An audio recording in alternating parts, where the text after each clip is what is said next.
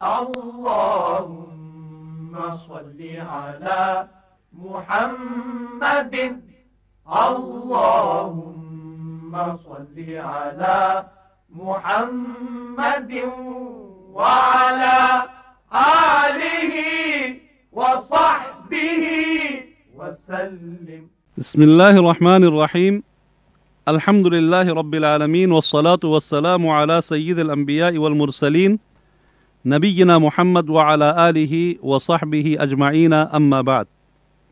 سخی سرور ڈیرہ غازی خان سے ماسٹر عبدالرحیم بزدار بلوچ صاحب، آپ نے پوچھا ہے کہ 2 چچزاد بھائی ہیں، ان میں سے ایک چچزاد بھائی دوسرے چچزاد بھائی کی بیٹی سے نکاح کر سکتا ہے یا نہیں؟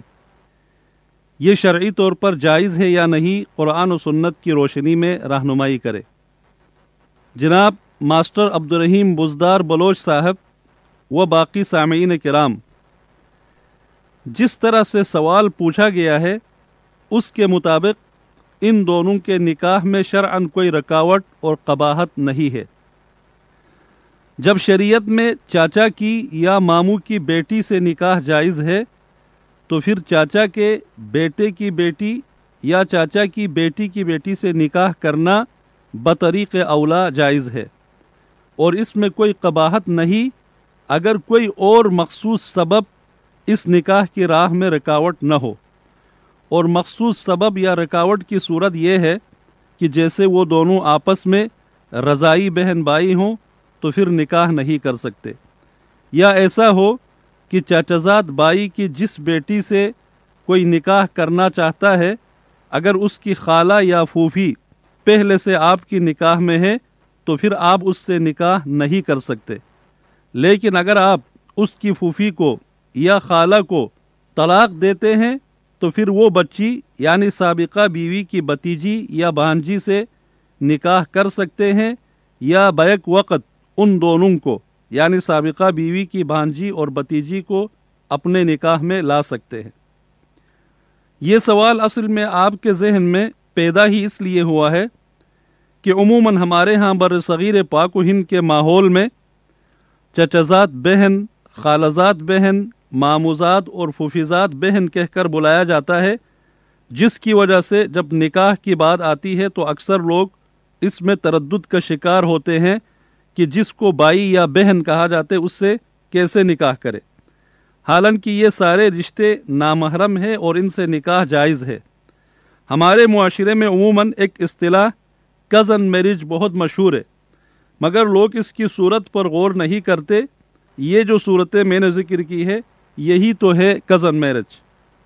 لہٰذا آپ نے سوال میں اپنے جن 6 بھائیوں اور ان کی اولاد کا شجرہ اور نقشہ بنا کر بھیجا ہے، ان میں سے کسی بھی بھائی کا بیٹا کسی دوسرے بھائی کی بیٹی یا بیٹے یا بیٹی کی بیٹی سے نکاح کر سکتا ہے، بشرطے کہ رضائی بہن بھائی بننے والی صورت نہ ہو، یا بیک وقت خالہ اور بھانجی یا پھوپھی اور بھتیجی سے نکاح نہ کیا جائے۔ یہاں اس حوالے سے اس بات کی طرف بھی توجہ دلانا ضروری سمجھتا ہوں کہ ہمارے ہاں ان رشتوں کے حوالوں سے عموماً لوگوں میں بہت زیادہ جہالت اور لاپرواہی پائی جاتی ہے۔ ان رشتوں میں جڑے بچے اور بچیوں کزنز کا آپس میں گل مل جانا، گھروں میں خاص کر جوائنٹ فیملی سسٹم میں رہنے والوں کے ہاں بالغ نامحرم بچے بچیوں کے درمیان پردہ کرانے اور ایک ہی گھر میں اور ایک ہی دسترخوان پر اٹھنے بیٹھنے وغیرہ میں ہم لوگ بہت سی قباحتوں اور بے احتیاطیوں کا شکار ہے، جن کا خمیازہ آئے روز مختلف ناخوشگوار واقعات کی صورت میں معاشروں کو بھگتنا پڑ رہا ہے۔ بلکہ بعض یا اکثر گھرانوں اور خاندانوں میں ان کے درمیان پردہ کرانے کی وجہ سے ناراضگیاں پیدا ہوتی ہے کہ ہمیں غیر سمجھا گیا ہے، یا ہمارے بچی یا بچی کو شرمندہ کیا گیا ہے، ان سے ہاتھ نہیں ملایا گیا یا ان کو نظر انداز کیا گیا وغیرہ وغیرہ۔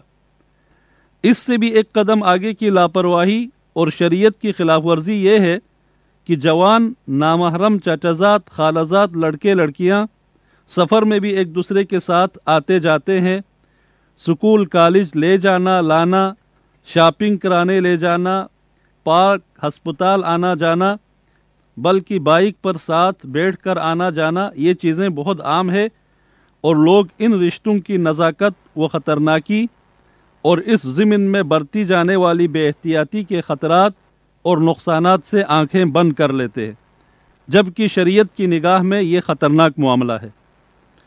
रसूल अकरम सल्लल्लाहु अलैहि वसल्लम ने एक दफ़ा इरशाद फरमाया, सही बुखारी की हदीस है, इय्याकुम वद्दुखूल अला निसा फ़क़ाल रजुलुम मिनल अंसारी या रसूल अल्लाह अफ़रअयतल हम्वा क़ाल अल हम्वु अल मौत। रसूल करीम सल्लल्लाहु अलैहि वसल्लम ने फरमाया, ख़बरदार नामहरम ख़वातीन के पास जाने से बाज रहो। तो एक अंसारी सहाबी ने अर्ज़ किया, या रसूल अल्लाह, ये फरमाइएगा कि देवर वग़ैरह के बारे में क्या हुक्म है? तो आप सल्लल्लाहु अलैहि वसल्लम ने फरमाया, देवर तो मौत और हलाकत है। इस हदीस में मज़कूर लफ्ज़ अल-हम्व एक जामे और वसी लफ्ज़ है, जिसमें बाबी और देवर का रिश्ता या बहन का खावन और साली का रिश्ता ये सब शामिल है, जो कि एक दूसरे के लिए नामहरम है, और इन रिश्तों में दीनी तालीमात और हिदायत का बहुत ज़्यादा ख्याल रखने की ज़रूरत है। अल्लाह तबारक व तआला हमें इस्लाम के बेहतरीन मुआशरती और अखलाक़ी उसूलों पर अमल करने की तौफ़ीक़ अता फ़रमाए। व आखिरु दावाना अनिल हम्दुलिल्लाहि रब्बिल आलमीन। बिस्मिल्लाहिर्रहमानिर्रहीम। ऐ हमारे रब, हमारे साथ नरमी फरमा, हमारी खताओं, लग़्ज़िशों और गफलतों से दरगुजर फरमा, हम पर अपनी रहमत की बरखा बरसा, हमारी औलादों को दीन और दुनिया की खैर अता फरमा, उन्हें बेहतर मुस्तक़बिल इनायत कर और उन्हें हमारी आंखों की ठंडक बना, हमारे बीमारों को शिफा अता फरमा। जितने मुसलमान मर्द, औरतें, बच्चे बच्चियां घरों में, अस्पतालों में ज़ेरे इलाज हैं, या अल्लाह उनके इलाज को उनकी शिफा का जरिया बना। या अल्लाह अपनी इबादत और रजा के लिए उन्हें सेहत और शिफा अता फरमा। इलाही हमारे घरों को जिक्र और फिक्र, इबादत और रियाजत, अमन और खुशहाली वाले घर बना दे।